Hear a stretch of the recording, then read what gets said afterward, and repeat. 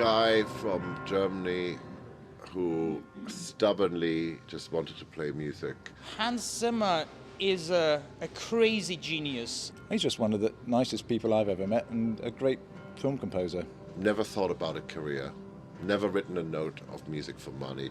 I don't think there are few words to define Hans the way I know him. Hans is a genius. Somebody who's concerned with making sure that we will have orchestras forever and try to support my musician friends and try to discover new people and never growing up. A lot of the producers go, "Oh my God, no, Hans, can you not write the thing that you did so that you get an Oscar and this and that?" And he said, "No, I'm going to do it all differently," and everybody is scared. And in the end, it's a hit. And in the end, everybody copies Hans's music. He's this guy that I met 37 years ago. That's come up, that's written some unbelievable music and had an incredible career. I play music. That's what I do.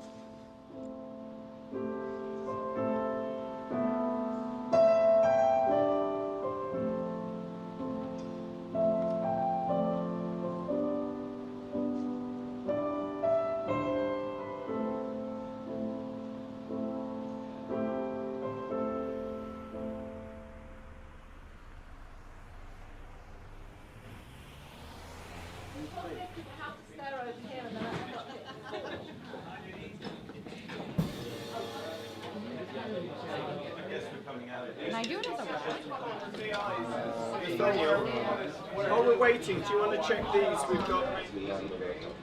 Hans first mentioned to me, I think, about 8 years ago, that he would really like to do some concerts of his music. And I said, well, I'd be very happy to be involved. And then I didn't hear anything. So I thought, well, he's too busy or gone off the idea. But earlier this year, he said, look, I've decided again to take time off writing. I really want to do some concerts. Can you be involved? And I said, yeah, happy, very happy to be involved. I start the show off with my friends Richard Harvey and Nick Lenny Smith. My life in music really started with them 30 years ago.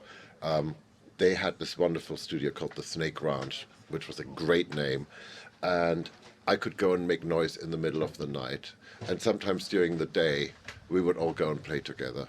And I learned more from both Richard and Nick than I learned from anybody else. I've known Hans for a long time, and we've done so many projects together, and we're just very good friends who enjoy working together, and there's a lot of respect going both ways, I think, which is really nice. I first met Hans, I think I was working as a recording engineer at a place called Riverside Recordings in London, and he came in very briefly, long-haired, leather jacket, and he was like the synthesizer boy in town. But he wasn't really... I was like a piano player, Hammond player, and synth player. He had this little box called a Roland microcomposer, and he would just program up on this little 10-key pad and then press record and get a sound on his Prophet, and suddenly magic would happen. I've known Hans for 35 years. When I first met Hans, we were both very thin and had a lot of hair.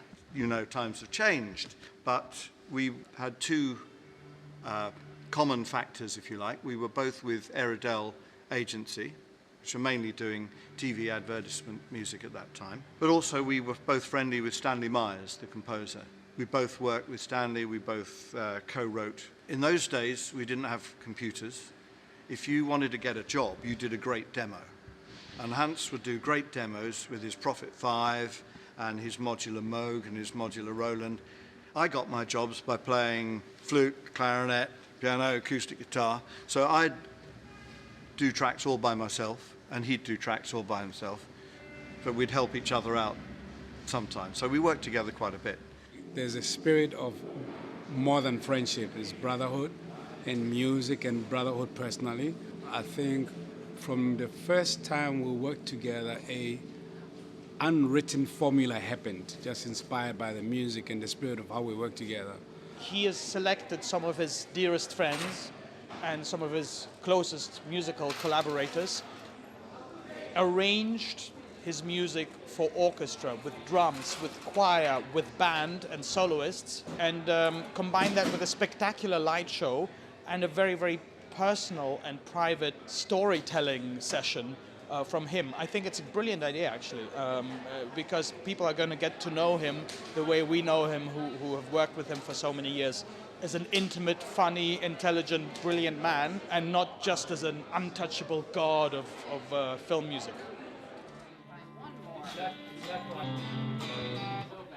Next to that one, Frank just needs to.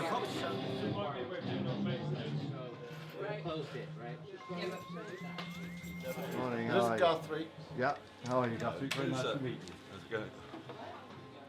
If I don't hit that, you'd get a lot. Seems a little bit. We're gonna try that again.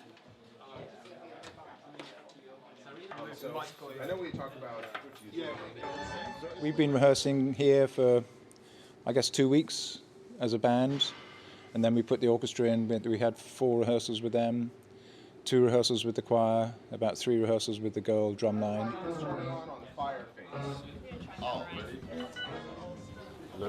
Oh, hang on a second. Something's going in right now. I've arrived this morning with 25 instruments. My taxi driver said, "Have you got all the instruments for the orchestra?" And I said, "No, I'm playing them all myself." He said, "Oh, really? That's unusual." I said, "I know, that's how I get hired. I'm good value for money."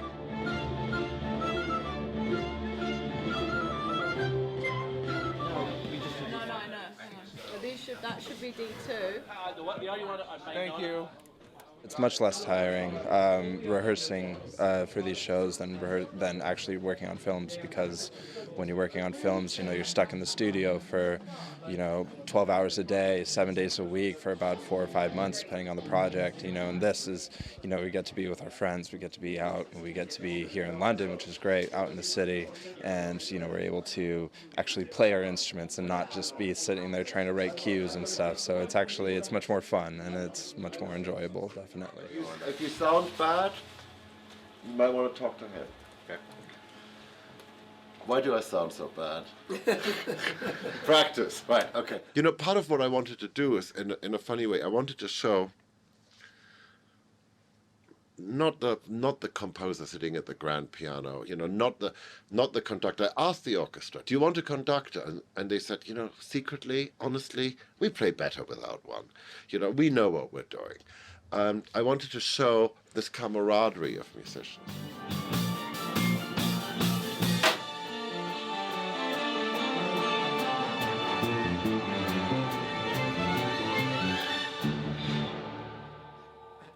Yeah, something like that.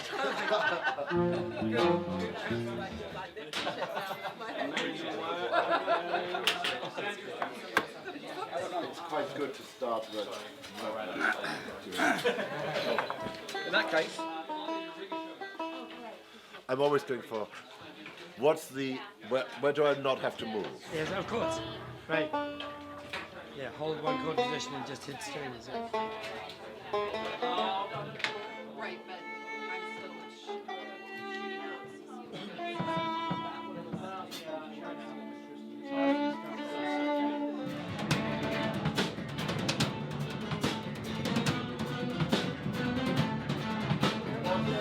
No, but it just has that, it doesn't feel...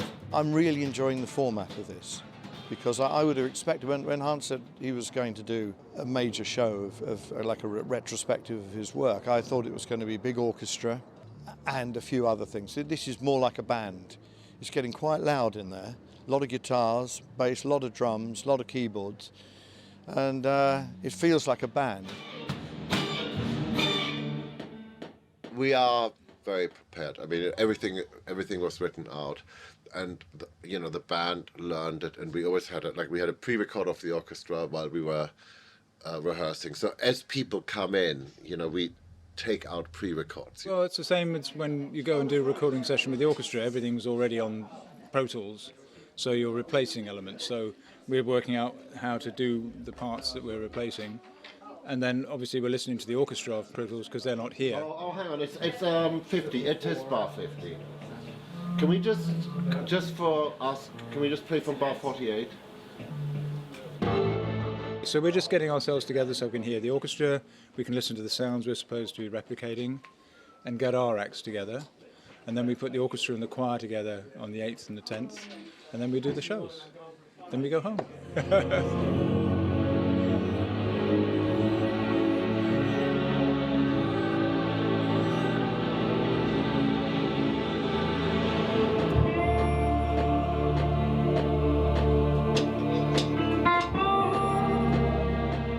And it was the only way to do it, because if we had had, I don't know, 72 people in the room on the first day, I would have died. You know, there's no way I could have controlled it. And like this, it was just slowly building up a sound, really, because even though we're faithful to the music, we're interpreting it in a new way.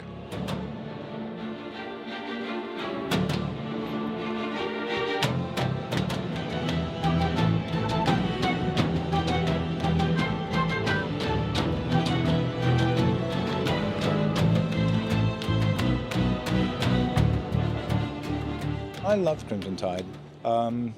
Again, I was quite involved with that with Hans, and as he says in the concerts, there was a big thing about whether Jerry Bruckheimer and Don Simpson, the producers, would let Hans use a choir, because they didn't think that was the right way to go. But Tony Scott backed him up, and Bob Badamy eventually kicked them all out and said, just let Hans get on, write some music. And I think he wrote some very beautiful music for that. And I think it's one of the, one of the nicest pieces we play in the show. It's very good. Mind you, they're all nice.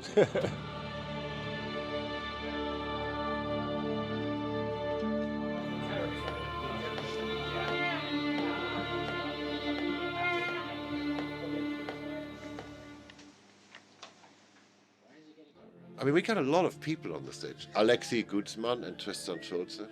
I mean, the first time I met Alexei and Tristan, they had a string trio called Triology, and then Ennio Morricone introduced me to them, and he literally said to me, "These are the only people that can play my music." You know, and I thought that was a pretty good recommendation. So Hans Zimmer was there, and he was thinking, okay, I want those guys as well. I want them to play my music. So he invited us to work with him on some movies. The first movie we did together was El Dorado, and then Spanglish as well. And then some years later, he called myself to work on the Sherlock Holmes movies, which was a lot of fun. We really created a very special sound and sound world, a crazy sound world for that. Yolanda Charles and Mary Scully, you know, the electric bass and the acoustic bass. I mean, Mary has played on pretty much every one of my scores I've recorded in England. I met Yolanda through Dave Stewart. You know, I mean, she's a phenomenal musician. And then, of course, there's Satnam. You know, whatever happened to Angels and Demons is entirely Satnam's doing. He picked himself 6 rather amazing percussionists who happen to all be beautiful.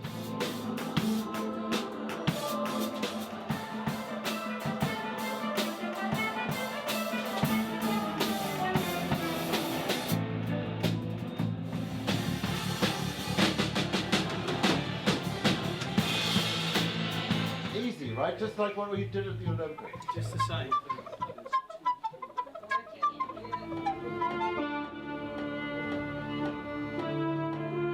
I met Hans at a dinner party and we jammed. It was a bizarre jam, actually. He was playing La Vie en Rose on piano. My friend was singing. Stuart Copeland from The Police was playing bongos. And I was playing drums, and none of us knew the song. And sure enough, Hans trusted me to work with him on Sherlock Holmes, and that was the beginning of our collaboration together.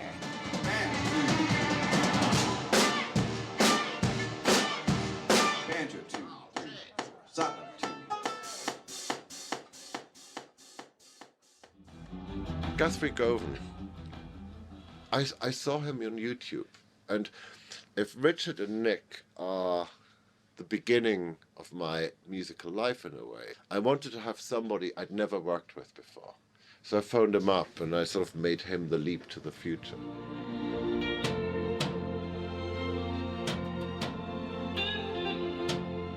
A lot of the pieces, there were no guitars on the score, but Guthrie found a way to put some magic into it.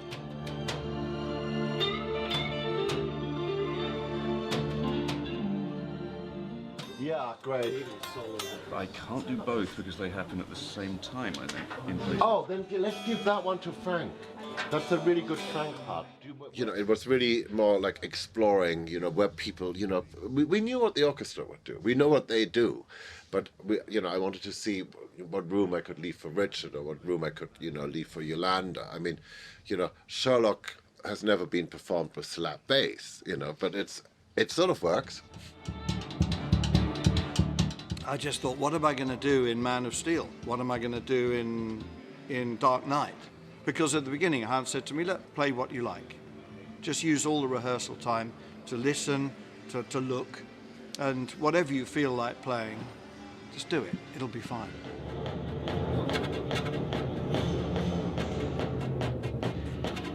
It just gives it an extra dimension, which I think is exciting for the audience. Certainly exciting for us to play with.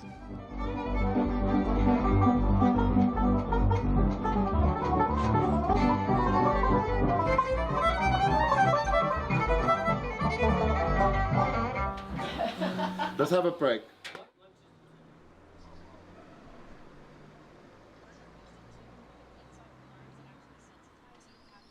All of the musicians actually that you see on stage, or I'd say all of the core band, are people that Hans actually has real relationships with.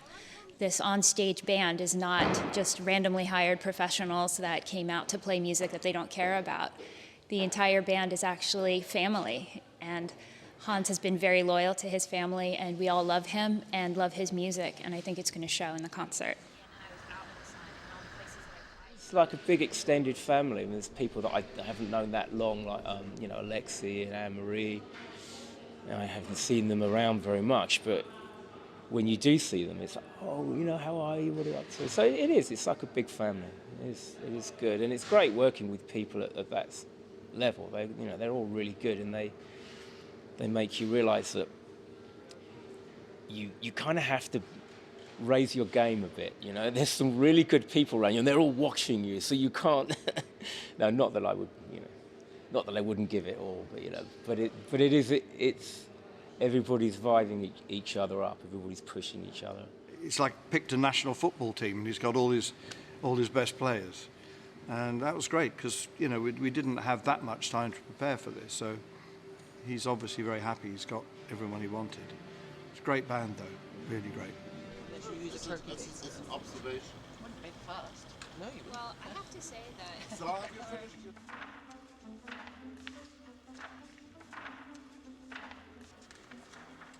My function on this project is to provide the material that the musicians are going to be playing from in coordination with the copying team and orchestrator team out in Los Angeles. Bruce Fowler and his team in Los Angeles, who've done all the orchestrations for Hans for many, many years, they did all the charts.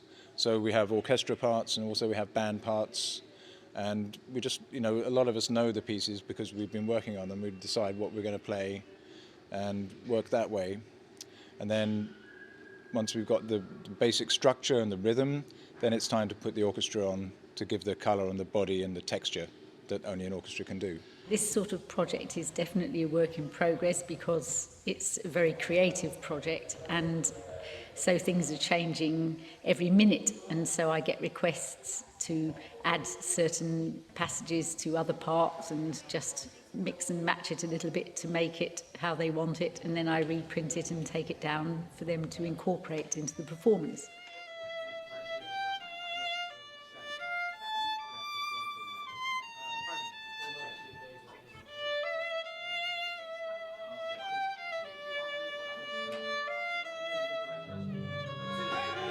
Hear that compressor kick in.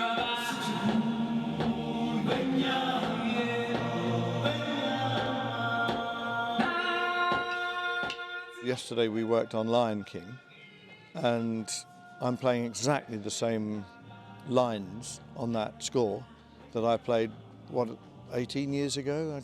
20 years ago? 20 years maybe, yeah.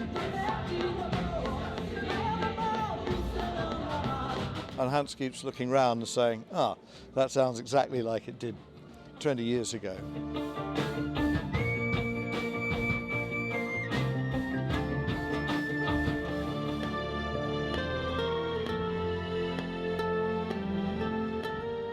Hans called me. He was in LA, I was in London. He said, can you get on a plane? Can you come over? We need a lot of instruments for the Lion King score. Well, actually, I didn't know about the Lion King. He said, I've got this new movie. It's for Disney, it's an animation. I said, look, first of all, I can't make it over there. The best thing is you send me the music, you send me the recordings, and I have all my instruments at home, and we'll just DHL everything back and forth.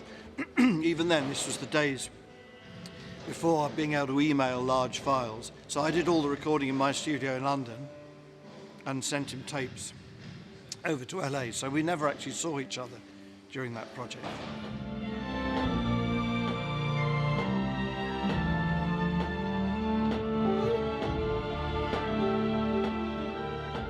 It was an interesting time. Nobody at Disney really knew whether it was going to be a success or not. They were all very worried. Oh, we can't afford a third trumpet, you know. But it seems to have done quite well for everybody.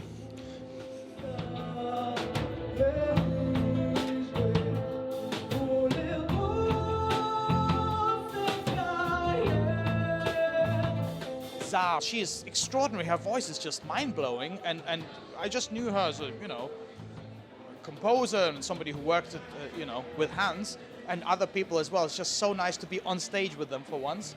And the other musicians are just brilliant. Of course, I do have a wonderful special connection with Anne-Marie. I've worked with her on many different movies together with Hans, and I think we do have a really good chemistry on stage.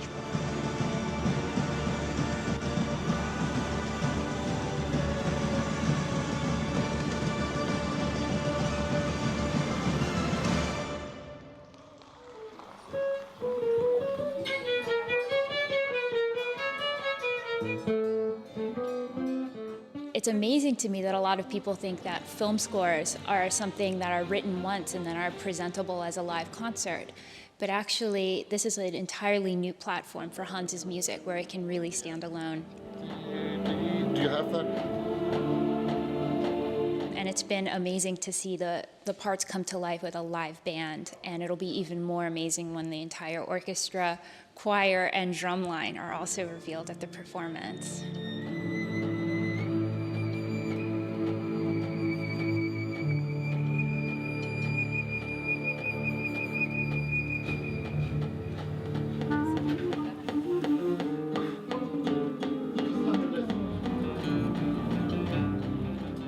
There's a lot of music to choose from, and they'd spent a long time deciding which bits they wanted to use, and it's really down to Hans at the end of the day.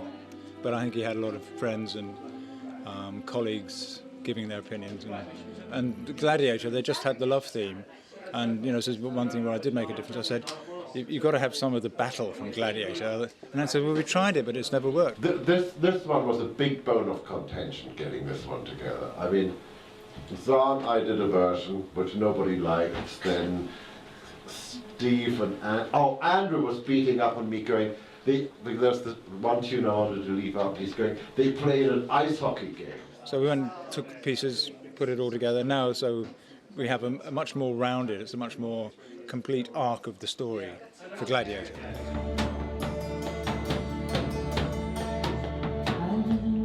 And then some of the medleys have been put together, so you know, there are movies, rather than just having a 2-minute or 3-minute piece, we've made some longer selections which have 2 or 3 different movies in the same piece of music that are joined together, which makes it interesting as well. So let's just have a listen from the beginning. I think that's probably the best thing. Trio.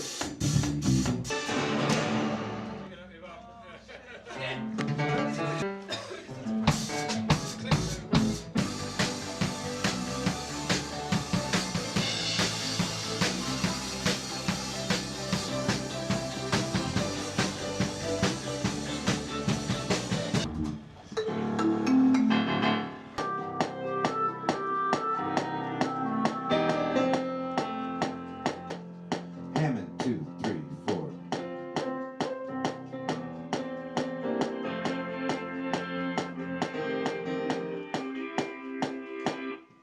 Somebody's head exploded halfway through. Sorry. It was the Hammond that just made me feel so heavenly. I lost the chords. Can you do it one more time?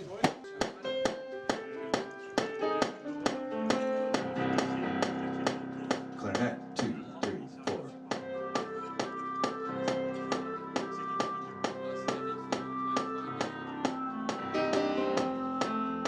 Some of these pieces are 20 minutes. I think Batman is probably 20 minutes long. So I think it's probably, I don't know, I haven't timed it. But it must be 50 minutes or something.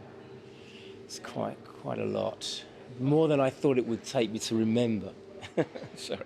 The thing I love about this concert is the body of work over 30 years, from Driving Miss Daisy through to, I guess the latest one out is Spider-Man. There's a huge variety and different mood, but always good tunes, great ideas. You know, each one's unique and individual, but they work really well together as a concert as well.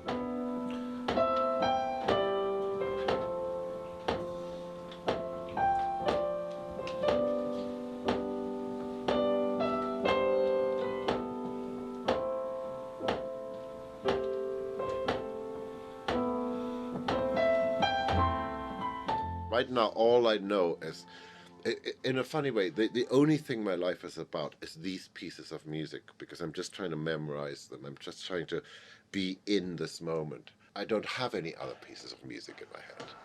Okay, now take the fake ones out.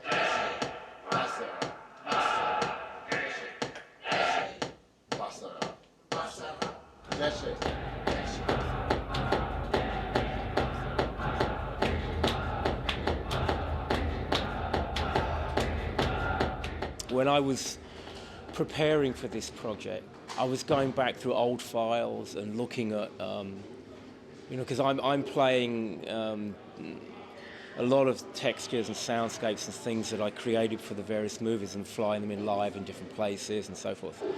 And so actually looking at the dates on them, looking at the original Batman files, they're 2004, they're 10 years old. And it's a long, long time.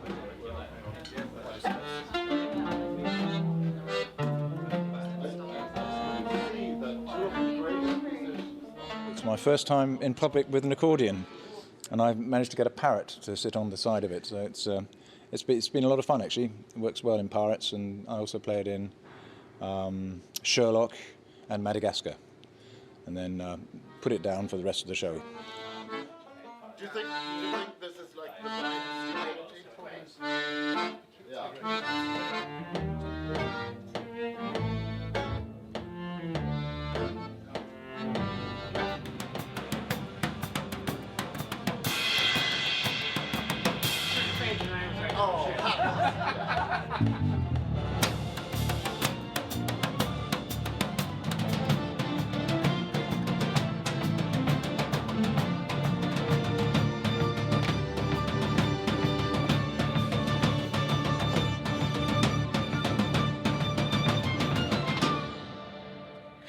It's good. It's really good. Just be out for the middle bit, I think. Oh, you want me to try it with? Do you want to go back and try that slow bit?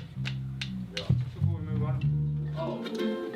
Next time. Back to the old thing. Something only needs to be there for that. So this is really good.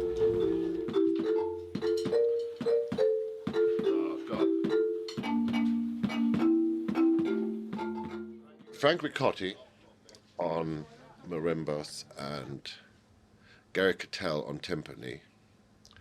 They're generally known in this town as the Dangerous Brothers. And if you look at the history of their film work, or if you just look at the history of the work they did, it's absolutely amazing. And one of sort of my greatest games of recording in London is always, because they've played on everything and they've done everything, I always try to think of one thing, one like new thing that they haven't done. It's usually, I'm going, well, if you were to hit the timbs with brushes on the side just like this, and they go, I don't know, Hans, I don't know if this will sound good. And then they go out there and they go, wow, this is really good. We've never done this before. And then I'm happy.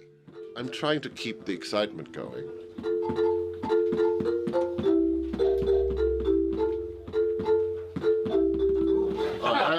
It's a really bad idea, me doing this.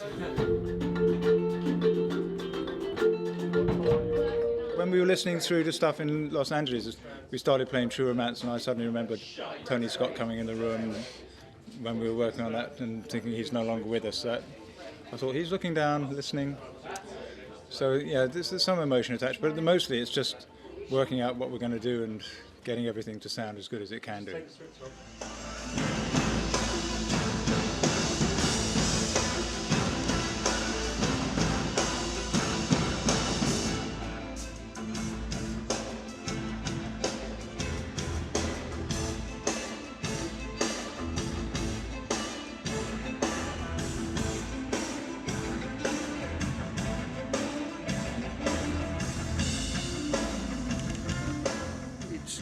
It's key that this concert is visually interesting, you know, and it's, you know, you may have the best drummer or bass player or guitarist, but they'll sit there with the same instrument in their hand all night.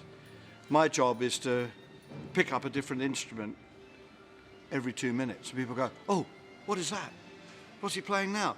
Wow, what's that sound? Oh, it's coming from him. So I'm a bit of a kind of joker in the pack. I'm always coming up with surprises.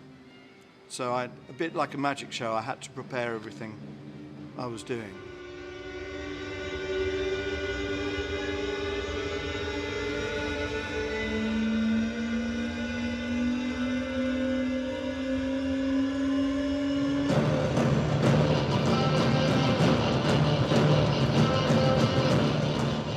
You know, the other member in the band really is Mark Brickman, our lighting designer. I've known Mark for many, many years. He's always been the great visionary lighting designer for Pink Floyd. And so I said to him, I don't want to tell you what to do. You know my music really well. You just do what you want to do. You just go and jam on this music. He took the whole building down today, the power in the whole building, which is very normal with Mark, you know. Things will either explode or whatever, you know, and you just have to be prepared for this. Harvey said to me, you better be prepared to tell the audience what would be up on these lights and what would be there, because we might not have power, but, you know, it's Mark.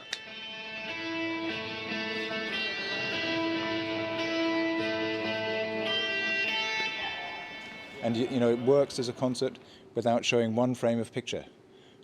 You know, it's all music from the movies, but there are no movie clips being shown, which I think it makes it quite extraordinary. I don't often listen to soundtracks without the film, and I really do prefer to listen to the music within the film, which is where it was intended to be. But to hear it in a concert environment like this, and it's been really well crafted, it's been really well thought about. You know, the segues to one into the other and the medleys where you're going from theme to theme to theme. It really works well. I think people are really going to appreciate the effort that's gone into it.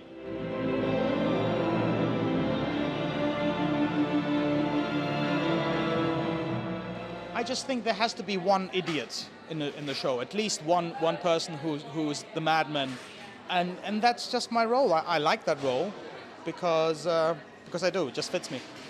No, I love to have fun on stage. I love to, you know, I don't make fun of music. I make fun with music, with the help of music.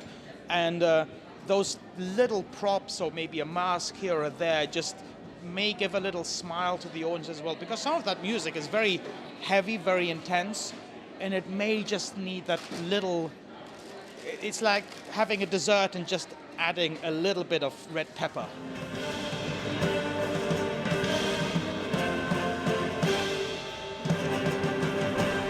People always mistake the idea that a composer is a performer. I am not a performer. You know, I get stage fright. You know, that's why I haven't done many shows. But it's Anne-Marie and Alexei Gutzman, really, who are guilty of making me play the banjo. You know, Anne-Marie in her sweet little way going, you know, Hans, I think it would be really fun if... I'm going, no. And, you know, of course I end up playing the banjo.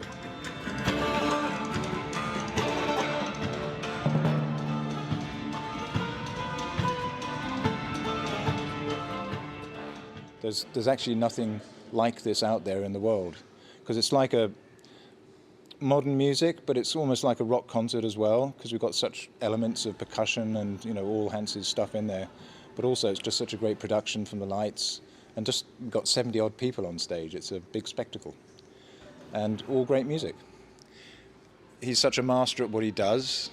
I always learn something from the process of working with him. It doesn't matter which project it is. And we always have a good time. You know, I have 3 rules. If I'm conducting an orchestra or writing music, it doesn't matter. We've got to do great work, we've got to make magic, but we've also got to have fun.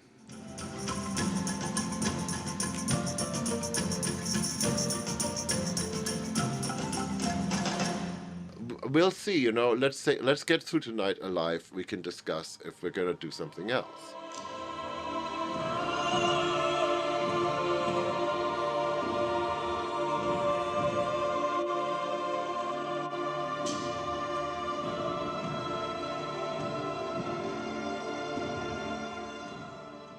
There are some people you know for so long that even if you don't see them for 2 years, it's just like there's been no separation.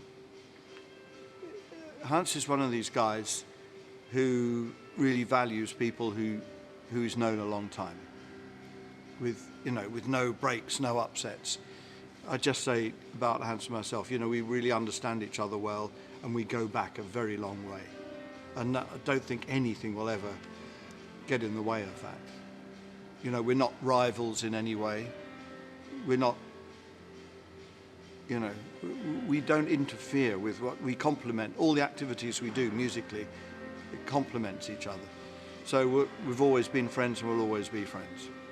It's just that I'm in Europe, he's in the States. But, you know, I'm so happy that I was one of the first people that he put on the list. Anyway, I hear they're playing the first song now, so I better go, otherwise I'll be in trouble. Cheers, guys. Somebody said to me recently, you know, when you don't feel the nerves, you have to go and do something else. I feel the nerves, trust me.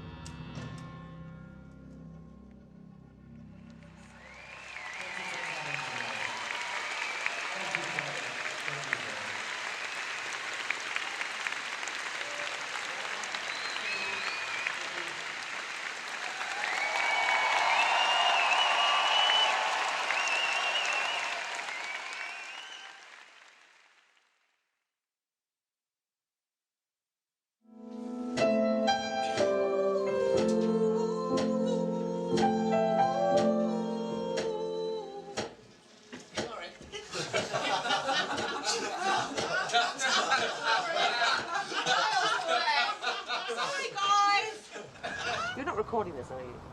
No, you're not. My stuff is on my lap. Look. No, yeah. Well, it is recorded. I'm not in charge of that. Are one. you? No, I'm not. It's all right. I don't mind. It's okay. I'll burn the fucking house down. You know, I mean, I just write the stuff. I think they're trying out the subwoofers. Right. Right. Absolutely. Don't use any of it. Let us do it. The German version. So try to get the German. Tristan and I mean, you know, it's like Tristan. So it's Dresden, Wasser, Ra. You can do the Ra. Right. Okay. Mr. Harvey, that's really ridiculous. They asked me to do it.